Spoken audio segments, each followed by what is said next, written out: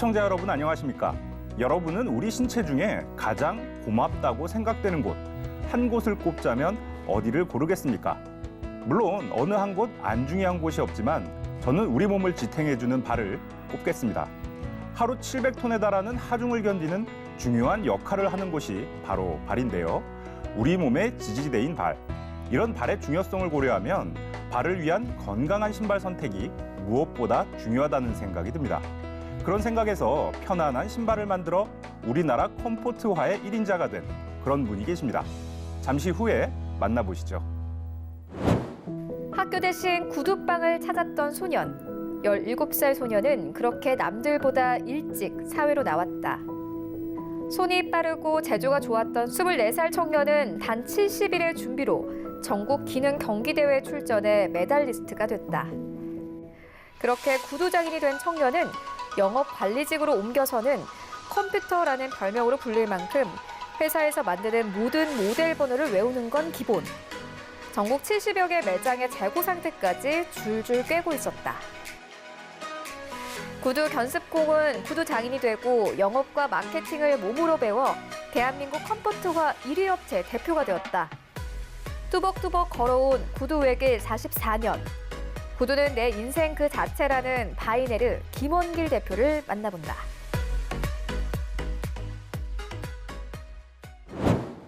김원길 대표님 반갑습니다. 네, 안녕하세요. 네, 반갑습니다. 네, 자 대부분의 사람들이 이 바이네르 하면 신발 브랜드라는 걸 알 수 있을 정도로 지금 상당한 인지도를 쌓아왔거든요. 네. 자 바이네르는 어떻게 탄생한 구두 회사고 또 어떤 신발을 만드는지 우선 소개 좀 해주시죠. 예, 이 바이네르는 이태리에서 아주 오래 1961년도에 시작됐습니다. 61년도에 딥배터리의 바이네르라는 분이 그때 이태리에서 시작돼가지고 편한 신발 모카신이라는 제법으로 만들기 시작해가지고 이태리에서 이제 51년 정도 사업하다가 2011년도에 제가 그 브랜드를 인수했습니다. 그래서 그 이태리 바이네르 브랜드 이제 제가 주인이 된 겁니다. 이제. 네. 네. 자 이탈리아 하면 네. 구두가 국가 사업으로 불릴 만큼 네. 좀 구두 본고장 같은 나라인데 네. 자, 그 콧대 센 이탈리아 브랜드를 어떻게 한국으로 가져올 수 있었는지 자, 그 히스토리가 굉장히 궁금한데요. 그때가 93년, 94년 이때 그때 제가 이태리에 구두 전시회가 있습니다. 이제 구두 전시회가 1년에 크게 2번씩 하는데 네. 가가지고 제가 이제 많은 그 회사들을 보면서 과연 내가 어느 회사하고 맞는 게 어떤 걸까 찾았는데 그때 제가 바이네르를 찾은 겁니다.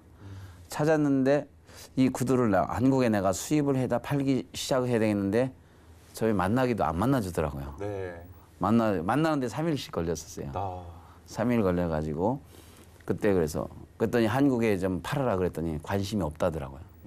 그래서 끝까지 매달려가지고 그래서 오달 그때 왕창 넣었어요 그때. 네. 거의 한 컨테이너 정도 오달 넣어놓고서 그때 내가 그렇게 할 수 있는 능력도 없는데 왜 안 판다고 하니까 그냥 왕창 넣었어요 그때.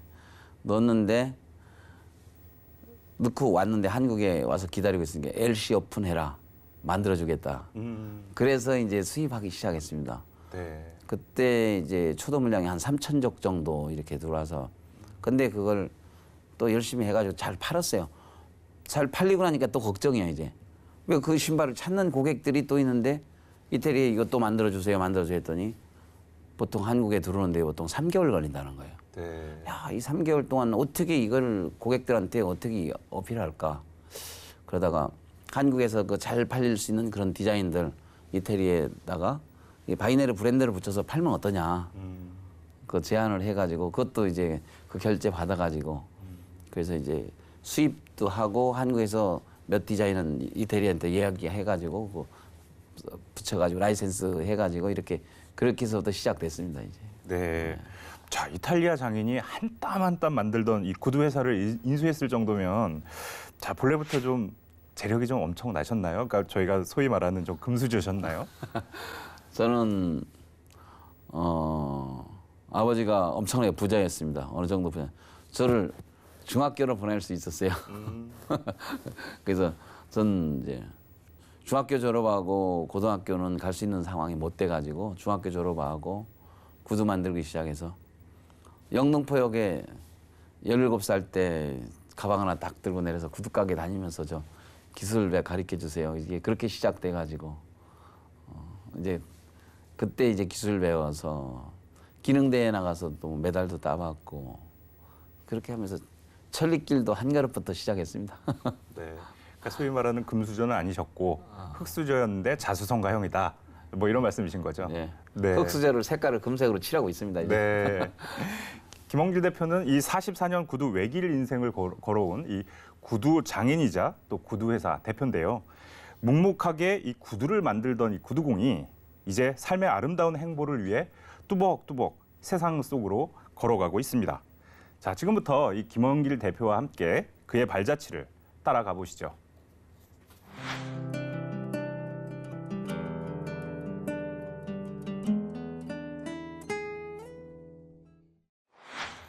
자, 지금은 한 기업의 대표로 또 일을 하고 계신데 대표님도 어린 시절에는 가난해서 힘겹게 살았던 시절이 있었을 것 같아요.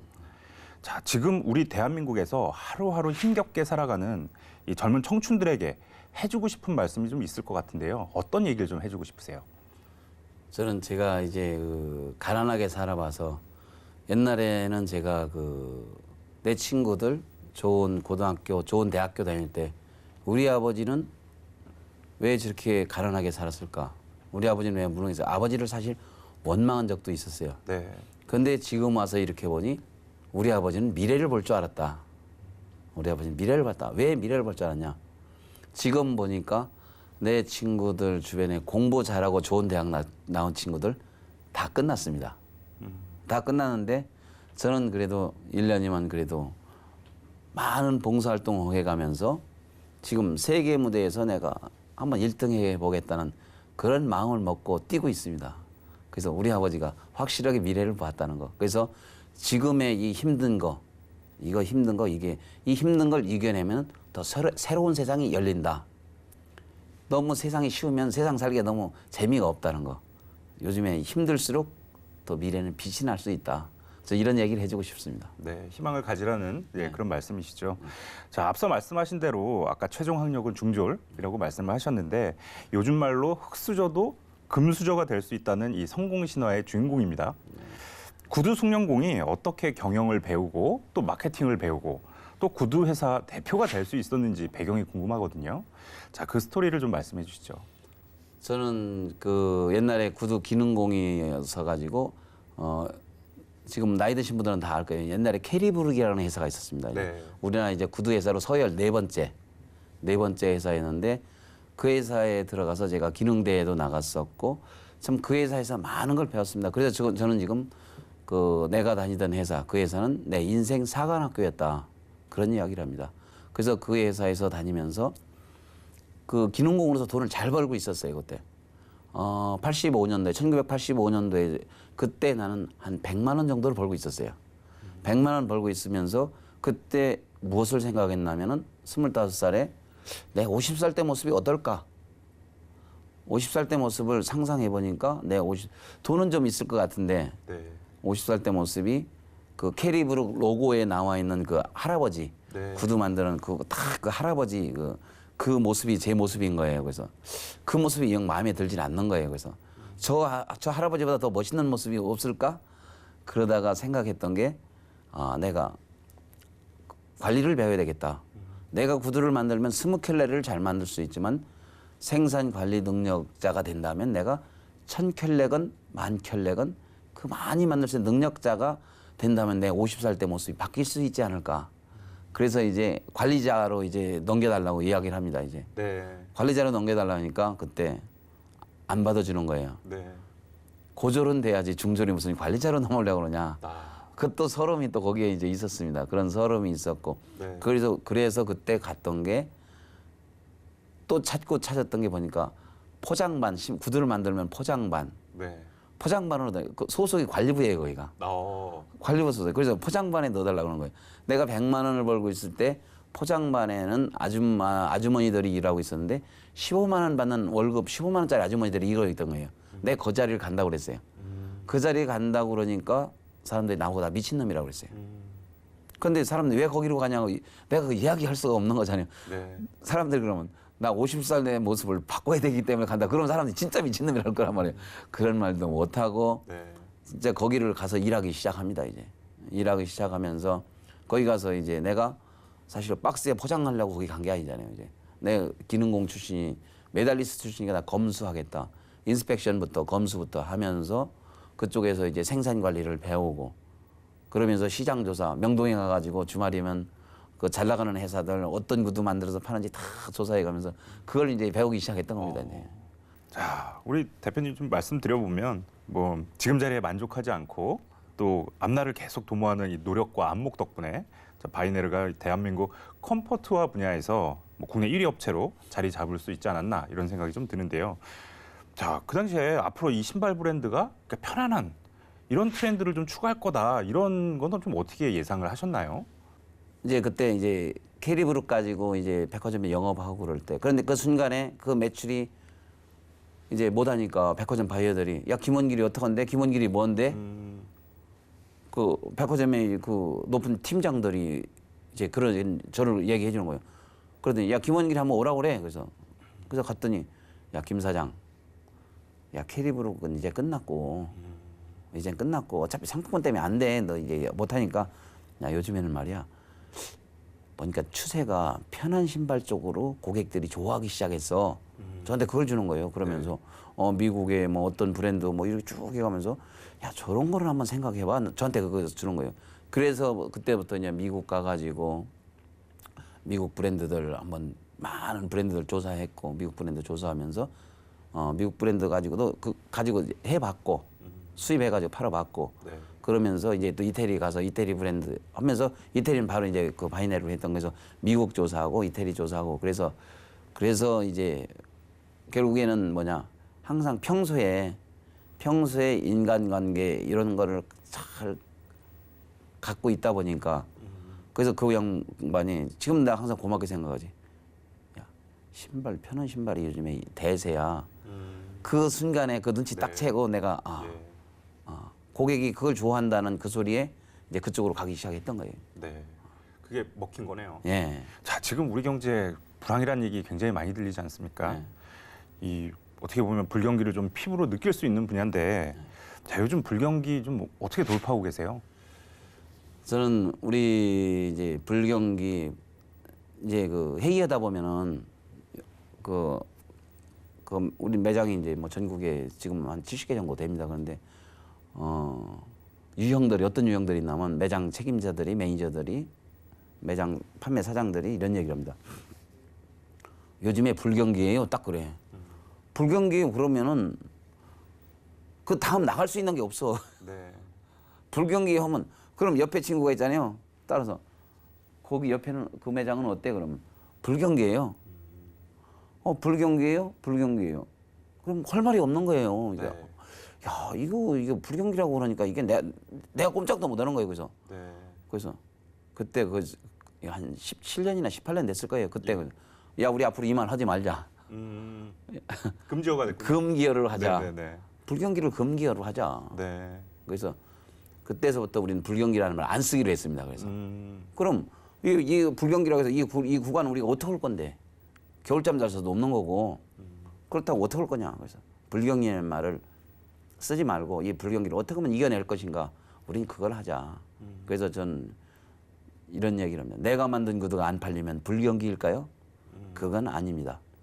항상 연구개발해서 세상이 좋아하는 제품을 만들면 불경기는 멀리 도망갈 테니까요.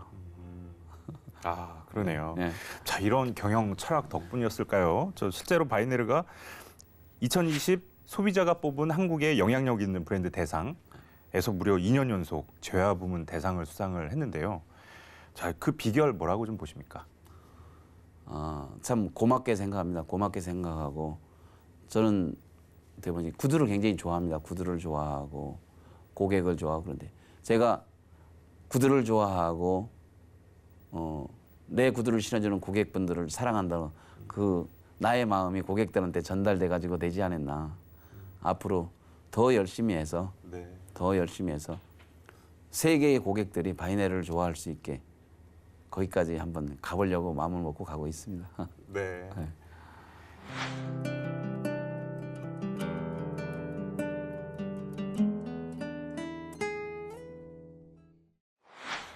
네, 이제 김원길이라는 사람에 대해서 좀 얘기를 해볼까 합니다. 자, 김원길 대표를 좀 아는 분들은 모두 김원길을 좀 놀 줄 아는 사람이다. 이런 얘기들을 좀 하던데, 자, 어떻게 놀면 이런 소문이 좀 나는 걸까요? 저는 일할 때는 미친놈처럼 일하는데 놀 때도 거의 미친놈처럼 놉니다. 그래서 놀 때 저는 계절별로 네. 여름이면은 물놀이, 물놀이 하는데 거기에서 수상 스키, 뭐 파도 타기, 래프팅, 뭐 카누 이런 거 제가 다 선생입니다 이제. 네. 그 뭐 많은 사람들 군인들도 훈련도 시키고 제가 그런 거 합니다 이제. 네. 그리고 이제 봄 가을에는 제가 골프 좀 하는데 저기 그 KPGA 코리안 투어에서 3승한 김우현 프로가 제 아들입니다. 아, 네. 제 아들을 제가 4살 때부터 골프를 가르쳐 가지고 아들하고도 가끔 붙습니다. 밤 내기도 하고 청소하기 아들하고 붙는데 네. 가끔 제가 이길 때도 있습니다 이제. 네, 프로인데. 네. 네, 야, 그러시군요. 네. 자, 방금 말씀하셨다시피, 자, 잘 노는 뭐 대표인 것 같아요. 또 회사 경영에 있어서도 좀 남다른 철학이 있을 것 같은데요. 자, 좀 들어보니까 직원들한테 이 외제차를 사고 또 수상스키 아까 말씀하셨다시피 수상스키도 가르쳐주고 또 스키도 가르쳐주고 뭐 이렇게 직원들이 잘 놀 수 있는 환경을 좀 만들어 주시는데 자, 특별한 이유가 있는 건가요? 저는 제 꿈이 같이 일한 직원들 사장을 만나는 게 내 꿈입니다. 그래서 지금 사장 한 40명 정도 만들었는데 이제 같이 15년 이상이면 그때 같이 일한 사람 한 5천만 원씩 지원해 주면서 이제 사업 시작하게 만들어 주고 그랬었습니다. 지금 한 40명 정도 가까이 됩니다. 네. 그래서 이제 그 노는 거를 지원해 주는 거는 잘 노는 사람이 일을 잘합니다. 그래서 이제 스포츠카를 샀던 건 미국 라스베가스에 가니까 와, 스포츠카 멋있는 거 와, 멋있었던 거예요. 그래서 야, 그때 나한테 꿈만 같았었어요. 근데 야, 저거 살 수 없을까? 나중에 보니까 얼마야 그랬더니 그거 살 수 있겠더라고요. 야, 사서 가지고 놀아 그러고 이태리 가서 이제 출장 갈 때 보면 그 배 있지 않습니까? 예. 그 요트서부터 그렇죠. 이런 배. 네. 참 이태리 애들은 복 받았어. 그런데 어느 순간 저 배 얼마야? 그랬더니 뭐 5천만 원이래. 야 5천만 원 빨리 사 해가지고 이제 그때서부터 배도 있고 뭐 또 네. 말도 사줘보고 예. 뭐 그래서 그렇게 하는 건 왜 그러면 그렇게 많은 걸 노는 사람들이 노는 것도 배짱이 있어야 잘 놉니다. 네. 자기 표현력입니다. 그래서 네. 잘 노는 사람이 일도 잘한다. 잘 놀게 만들어줘야 또 일도 잘하지 않냐 그런 네. 생각을 갖고 있습니다. 직원들이 잘 이용하고 있나요? 예, 잘들 놉니다. 예. 네. 자, 그럼 이런 환경을 좀 만들어주면 직원들의 애사심도 높아질 것 같은데, 자, 아까 말씀하셨다시피 직원들 사장 만들기 프로젝트를 하셨는데 뭐 성과가 좀 있었나요? 지금 뭐 한 40명 정도 사장돼 있으니까요. 네. 40명 돼 있고 지금 보면 열심히들 합니다. 네. 지금 이제 40대 중반들이 제일 많은데 그 친구들한테 지금 무너지면 그대 인생은 망가진다. 정신을 빠져 잘들 하고 있어요. 네. 그러면 이제 요즘에 이 불경기인데 내가 이 불경기를 막 하면 안 되는데 네. 그래도 왜 그러면 여기서 물러서면 여기서 무너지면 그대 인생이 무너진다. 난 그런 얘기 합니다. 네. 그래서 보면 잘들 하고 있어요. 죽기 살기로 하겠군요. 네, 죽기 살기로 하는데 네. 네. 자, 이게 직원들에게만 국한된 게 아니고 여러 가지 이 장학금 후원도 하시고 네. 또 효도잔치 얘기 들어보니까 이미 15년째 꾸준히 하고 계시더라고요. 자, 매 이렇게 봉사활동에 쓰는 비용도 상당할 것 같은데 자, 이 김원길에게 봉사활동은 좀 어떤 의미입니까? 저는 이걸 봉사라고 보다는 저는 사실 이게 굉장히 재밌는 것 같아요. 왜 그러면 그러니까 돈을 썼을 때 사실 뭐 여기 돈이 1억이 있으면은 네. 내 아들한테 주면 세상이 알 거예요. 뭐 알겠어요, 모르겠어요. 아들만 좋아하겠죠. 아들만 좋아하겠지. 네. 그런데 그 1억을 가지고 한 1,500명, 1,300명 초대해가지고 탁 식사 접대하고 선물 사드리면서 그 효도잔치 한번 한다고 보세요. 세상이 다 떠들썩하잖아요. 네. 돈을 어떻게 보면은 쓴다는 거는 내 아들한테 해주는 건 내 아들이 세상에 사는 법을 가르쳐 줘야지 돈을 벌어주는 것보다는 네. 내가 번 돈은 내가 써야지. 그래서 저는 이 봉사활동하는 게 결국엔 봉사가 아니라 결국엔 나를 위한 것이다. 네. 왜 밖에 나가면 항상 여기저기 가도 박수 받고 김원길이 멋있게 살아. 멋있게 살아. 김원길이 그런데 효도잔치 안 해봐요. 그러면 야 김원길이 힘든가 봐. 야 김원길이 망한 거 아니야? 네. 이제 안 할 수가 없어요. 이제는 해야 돼요. 네. 뭐 어려워도 어려워도 해야 돼 꼭 이제. 해야 되는 상황이 됐군요. 이제는 완전히 안 하면은 김원길이 망한 줄 알아. 아, 그러네요. 네. 네. 자, 이렇게 다양한 사회공헌 활동을 지금 펼치고 있으면서 또 나눔 경영도 실천하고 계신데 자, 이제부터 대표님을 좀 행복 전도사라고 부르는 게 맞지 않을까 이런 생각이 좀 듭니다. 자, 우리 대표님이 생각하는 진정한 성공이란 뭘까요? 저는 진정한 성공이 뭘까 이런 고민도 많이 해봤습니다. 그래서 내가 돈 버는 게 성공이라고 생각 안 했으면 나는 내가 행복하게 살면서 존경받는 인생 그것이 진정한 성공이다. 그리고 돈을 벌어서 쌓아놓는 거 죽을 때 10원도 못 가지고 가거든요. 그렇죠. 돈 벌어서 멋있게 쓰고 세상에 아름다운 흔적을 남기고 가야 된다. 아름다운 흔적을 남기는 것이 그게 진정한 성공이다. 그런 생각을 갖고 있습니다. 네. 자, 지난 연말에도 어르신 한 2,000명 뭐 이 정도 굉장히 큰 규모인데 효도 잔치를 하셨어요. 공연에서 직접 작사한 노래도 있어서 노래도 부르면서 좀 흥을 불사른다고 소문이 자자하던데 자, 그 노래 여기서도 한번 불러주시죠. 이제 그 먼저 작사했던 노래는 제 삶 진짜 힘들었던 거. 힘든 거 진짜 힘들어서 한강으로 들어가서 죽으려고 했던 심정도 있었고 이태리 가서 그렇게 막 사정하고 그 지금은 이태리 가면 있잖아요. 옛날에 3일 만에 만나던 친구들이 가서 딱 공항에 차례 타고 서 있어. 아, 네. 구두 똑바로 만들고 이제 딱 그 소리 칩니다. 그걸 제가 제목이 힘들어도 괜찮아라는 노래를 만들었습니다. 네. 그래서 힘들어도 괜찮아 힘든 건 나의 추억이니까 때로는 힘들어 쓰러지면은 오뚜기처럼 일어날 거야. 그렇게 직접 작사를 하셔서 노래 만드신 거군요. 네. 그래서 노래방에 가면 이 노래 있습니다. 아, 그런가요? 네. 네. 그러니까 노래를 총 몇 개나 만드신 거예요? 이제 이 노래 있고 이제 또 그 어버이 마음 왜 그러면 이 노래는 제 친구 어머니 90세 잔치 때 90세 생일 파티에 가는데 아주 그 형제들이 그렇게 잘 됐어요. 그 자손들이. 네. 그러니까 잘 돼서 많은 이벤트를 하는데 뭐 별의별 이벤트가 다 있어요. 돈밭줄도 있고 뭐 노래도 있고 막 그런데 너무 좋으니까 엄마가 이제 감사의 눈물을 흘리시더라고. 네. 감사의 눈물이 좀 그쳐야 되는데 안 그치는 거예요. 그래서 네. 어떻게 엄마 저 뭐 눈물을 딱 그치는 기분 좋은 거 뭐 없을까 하다가 여기 맞는 노래 없어 노래 하다가 이 분위기 엄마의 마음을 노래를 만들어야 되겠다.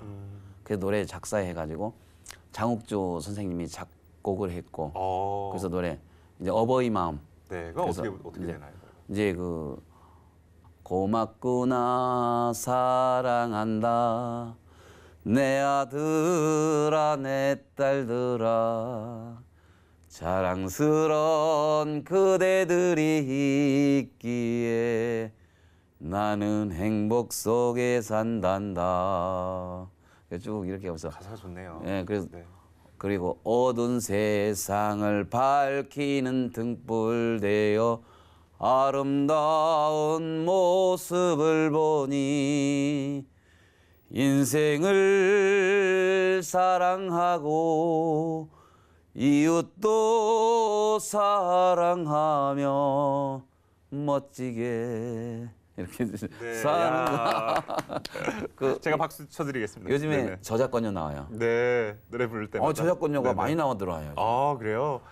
그냥 지나가는 말로 그래서 예. 난 저작권료 1,000배를 봉사하고 살 거야 그랬거든요. 네, 어머, 10,000원이면 1,000,000원이잖아요. 그렇죠. 요즘에 10,000원 넘게 나와요.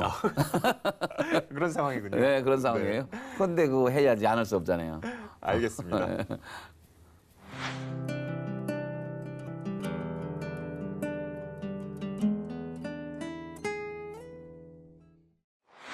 네, 이 바이네르의 이제 남은 목표는 보니까 글로벌 시장 진출만 남은 것 같아요. 자, 지금 이 글로벌 진출을 위해서 좀 어떤 노력들을 좀 하고 계십니까? 베트남에다가 지금 거점 확보했습니다. 이제 네. 아시아 시장 거점을 베트남에 놓는다. 그래가지고 베트남에 몇 주 전에 가가지고 이제 지금 사람 지금 뽑고 있습니다. 사람 뽑고 이제 지금 시장 조사하고 네. 그래서 지금 우선 물건부터 들어가는 게 아니라 우선 문화부터 마케팅부터 하자. 그래서 네. 우리 지금 노래도 한번 그쪽으로 베트남에서 부르는 건 우리 노래 경연대회도 하고 그 베트남에 유명한 베트남을 움직이는 유명한 인사들 내가 1,000명한테 구두를 드릴 생각을 갖고 있습니다. 1,000명들한테 드려가지고 이 구두가 좋다. 이 구두 왜 베트남에서 안 파는 거 어디서 파는 거야? 이 소리가 들릴 때쯤 해서 이제 베트남에 들어가고 또 인도네시아도 들어가고 뭐 인도, 뭐 태국, 뭐 전 아프리카까지 쭉 해가지고 세계 무대 들어가지고 세계 무대를 주름 잡아서 돈 번다기보다는 거기서 탁 좀 그 세계 무대에서 1년에 100억 정도는 봉사하고 사는 그런 인생 거기까지 가야 되지 않냐. 네, 큰 꿈을 좀 갖고 계시는 거군요. 네. 자, 끝으로 우리 바이네르 대표로서 꿈꾸는 미래가 있을 거고 또 인간 김원길이 이루고 싶은 꿈이 있을 텐데 자, 뭐가 있을까요? 회사는 우선 그 바이네르 지금 이야기한 그 세상 사람들이 가장 좋아하는 것도 그리고 아름다운 흔적을 만드는 그래서 우리 회사 경영 이념을 제가 만들었습니다. 제가 뭔가요? 네. 첫 번째 네. 세상을 아름답게 두 번째는 세상을 아름답게 두 번째는 사람들을 행복하게 인류를 행복하게 하자. 세 번째는 그 속에서 나도 행복하게 살아야 된다. 아, 역시 행복 전도사다운 네, 그런 이념이네요.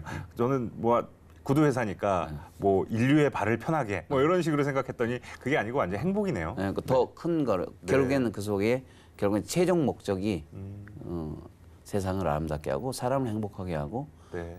그러면서 내가 행복하지 않으면 내가 불행하잖아요. 슬프잖아요. 그래서 결국에는 그래서 나도 행복해야 된다. 그래서 나의 행복을 제일 나중에 놓고 내가 이기적이게 될까 봐 네. 그렇게 가고 그리고 저는 제가 이제 성공이라고 제 인생 개인적인 거로 제 인생 목표는 누구보다도 행복해야 된다. 네. 행복하게 살면서 존경받는 인생을 살아야 된다. 네. 제 꿈이 그겁니다. 그래서 많이 행복하고 많이 존경받는 거 그것이 저의 목표이자 가는 길입니다. 네. 네, 대표님 오늘 말씀 대단히 감사합니다. 네, 감사합니다. 네. 네, 이 성공한 인생이란 또 행복한 삶이란 뭔지 오늘 곰곰이 생각해 볼 수 있었던 시간이었는데요. 자, 도전을 멈추지 않는 우리 김 대표님의 이런 열정이 더 많은 곳에서 결실을 맺고 또 그 결실의 꽃이 더 많은 곳에서 피어나길 기대해 봅니다. 네, 끝으로 저희 이 센토크 시청자 여러분들께 인사 말씀 좀 부탁드립니다. 이렇게 잘난 척하고 많이 이렇게 홍보할 수 있는 기회 주셔서 너무 감사드리고요. 앞으로도 열심히 살아서 제가 한 이야기 하나하나 펑크 나는 것이 없이 더 열심히 살도록 노력하겠습니다. 감사합니다. 대표님 오늘 말씀 대단히 감사합니다. 예, 감사합니다. 네. 네, 세종대왕과 폐계 이황 그리고 심사임당 이분들의 공통점이 뭘까요? 우리나라 화폐 속 인물들입니다. 김원길 대표의 꿈이 바로 이분들처럼 500년 뒤쯤에 우리 화폐 속 인물로 들어가는 거라고 합니다. 돈 속에 들어가는 일은 절대로 돈이 많이 있다고 되는 일은 아닙니다.